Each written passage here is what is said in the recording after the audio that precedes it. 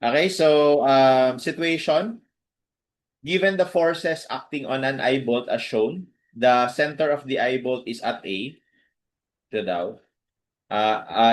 Is protruding by 50 mm from the fixed support. Okay? For number 1, calculate the magnitude of the resultant in Newton. And then pangalawa, calculate the angle that the resultant makes with the horizontal angle in degrees. And then calculate the moment reaction at the fixed support. So this is the fixed support. Okay? So let's answer. So first of all, we need to find the resultant. Basically, ang ibig niya sabihin dito na resultant is the resultant of these three forces. Okay? So yung resultant ng tatlong yan. So para makuha yan, first of all, we have to notice that the three forces are concurrent at point A. So when we say concurrent, meaning they will be intersecting, no? All of them. So kapag ganyan kasi, ang maganda dyan is we would be able to calculate, kapag kasi nagko-compute tayo ng resultant, tatlo yung attributes na kailangan natin alamin, no? First is the magnitude. Second is the direction, which is the, in this case, it could be in terms of an angle. And third is the line of action. So line of action kung saan siya dadaan, no?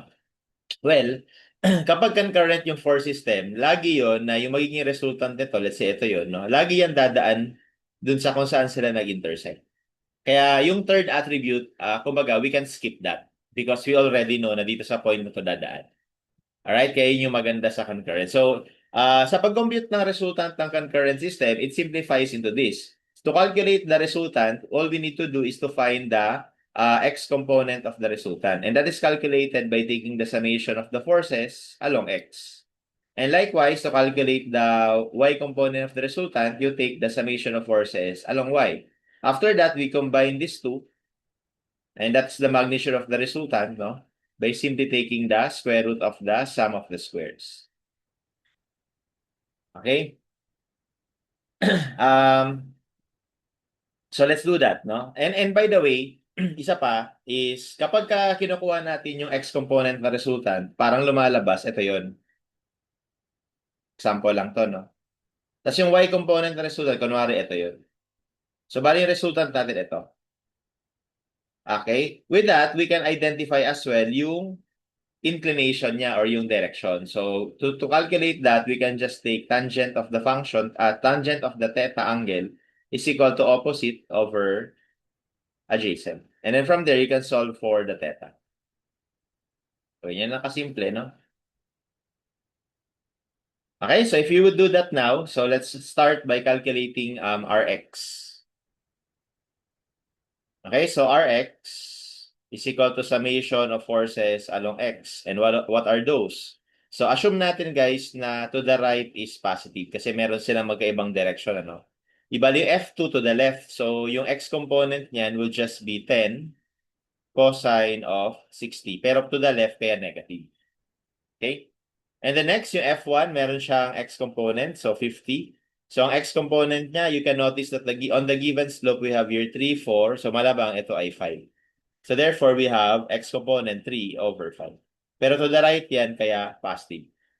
And then, yung F3 natin, wala siyang x component, kaya we don't need to calculate its x component. So therefore, ang Rx natin will be calculated as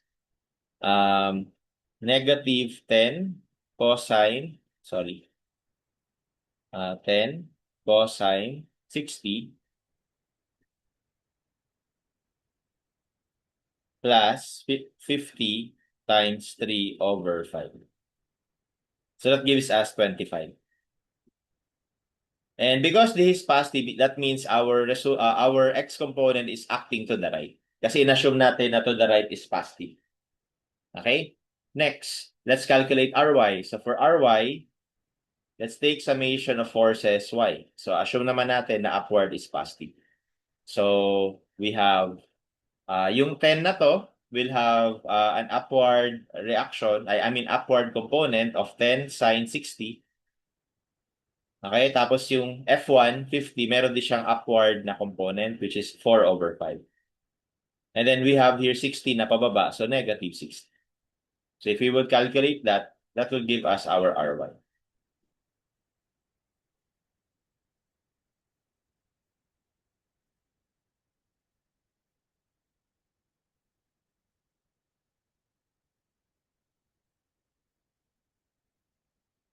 Okay, so that gives us 11 or negative 11.34. So the negative sign here, so sorry, ano pala yung sign, yung units, Newton lang pala. Okay, so newtons. So the negative sign here indicates that we have 11.34 newtons that is downwards. Okay? So lastly, we can now compute our resultant. So sabi nga, square root lang ng 25 squared plus 11.34 squared. And that gives us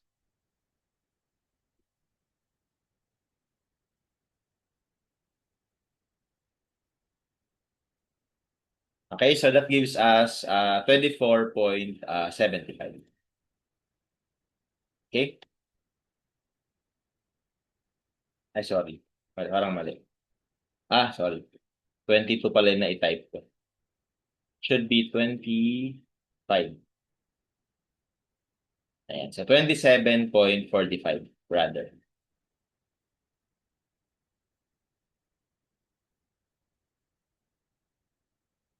Okay?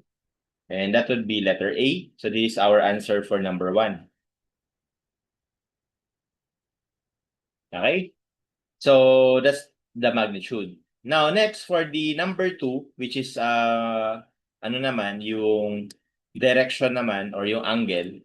So, we already know that the resultant here, i-drawing ko lang is acting upwards. I mean, acting to the right. Ayan, kunwari yun. And then, yung RY is acting downward. So, kunyari, ito yun. Yan. So, ibig sabihin yung resultant natin is acting in this direction. Yan. Okay? So, that means we can calculate this angle. The angle it makes with the horizontal. And we can just follow this. Kasi kung mapapansin, yung angle naman natin ito with respect sa horizontal naman. Ito yung opposite. Ito yung adjacent. So we have tangent of theta is equal to, so actually we can just take the absolute value because we don't really need to include the sign here, no? So we have Ry over Rx. Ayan. So absolute value na lang. So you can solve for theta. Ayan. So di ba ito yun? Store lang natin ito kasi exact siya.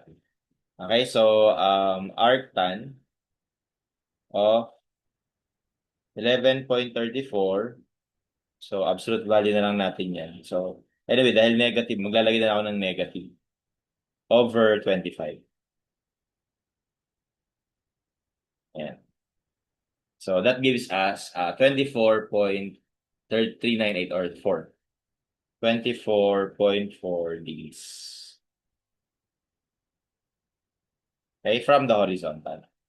So, para lang malinaw, saan yung direction, direction nung resultant? So, para malaman mo kung saan yung direction ng resultant, ibase mo yun dito. Kasi nga, to the right siya, tas downward. So, ibig sabihin, pag ganito yung direction ng resultant. Pag ganito. Ito yung angle na yan. Okay? So, doon natin nalalaman yun. Hindi sa sign ng angle. Okay? Alternatively, if you are already, kumbaga, familiar with this, kung kabisado mo na ganito yung gagawin, you can actually already model that in your calculator. So, you can just put here, halimbawa, gusto mo kunin tong R, no? So, square root of x squared plus y squared. Assuming, I am thinking that x and y will serve as the Rx and Ry. Diba? Tapos we can also directly compute the theta. So, just use colon and then arctangent ng para lagyan natin absolute value. Absolute value ng Ry over Rx. Ayan. Okay, and then press calc. Tapos i-define mo lang yung x. Di ba sabi natin Rx yan? So, ito yan. So, negative 10 cosine 60 plus 50 times 3 over 5. Tapos yung y naman, ry. So, ito naman yan. Okay, so 10 sine 60 plus 50 times 4 over 5 minus 60. Ayan. So, that is your rx. Ito. And then your theta. I mean, that is your r rather. Yan yung r mo, tapos yung theta mo, ito. 24.4. Okay, so pwede yan. Para diretsyo na. So, yan naman yung rx mo, ito naman yung ry mo.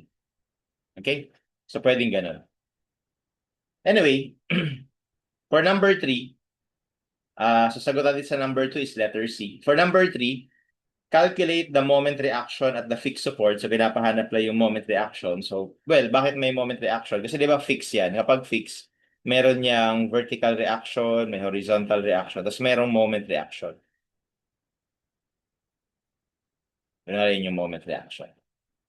So, to calculate the moment reaction, ang sabi kasi sa problem, ito daw ay protruding by 50 mm ba yun? 50 mm. Okay, so dahil dyan, magkakos yan ng bending moment dun sa point na to, sa fixed support. And ang moment arm mo, lumalabas itong 50. Tapos yung resultant na, so pwedeng gawin na i-moment mo to, i-component mo siya, moment, di ba? Ito rin, i-component mo, kasabay moment, no? Ito, moment. So, i-add mo lang lahat ng yun. O di kaya, based on the concept ng resultant, di ba yung resultant na to, pwede mong palitan itong tatlong to, na itong nag-iisang force na to. So, the same lang yung sagot, kung itong resultant lang na to, i-moment natin. Which is mas madali, kasi mag-isa lang siya. Okay, so that's why, in this case, I will just take the moment of the resultant about this point, at the fixed support, no? So for number 3, I'll just take summation of moment at the fixed support equal to 0, assuming counterclockwise is positive. So in-assume ko na yung moment reaction ay counterclockwise, so M. Tapos yung moment na ni R, na dalawa yan, may horizontal. Yung horizontal component niya, wala siyang moment doon kasi mag-intersect siya sa point na yun. Ang meron na siyang moment reaction, or ang meron na siyang moment is yung vertical reaction niya, which is itong RY na to. To, no? So RY times 50. Pero yung 50 guys, mm siya, no? So, convert natin sa meter. So, divide mo lang na 1,000. Okay? So, ang rotation na ipoproduce niya, downward kasi yan, so clockwise. So, minus. Equal to 0. So, from there, you can solve for m, and yung m mo would be, so, doon sa calculator ko kanina, nilagay, nasa y ko na kasi yung ano eh, yung m, I mean yung ry. Nandito. Ayan. Yan na. So, di ba, yan na lang times 0.05. Okay, so that gives us 0.57.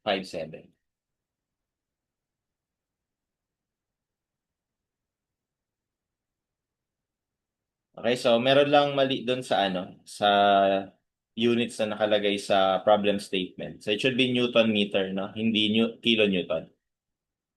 But it should be Newton meter. Okay? And our answer is letter A. So that's how we solve this problem.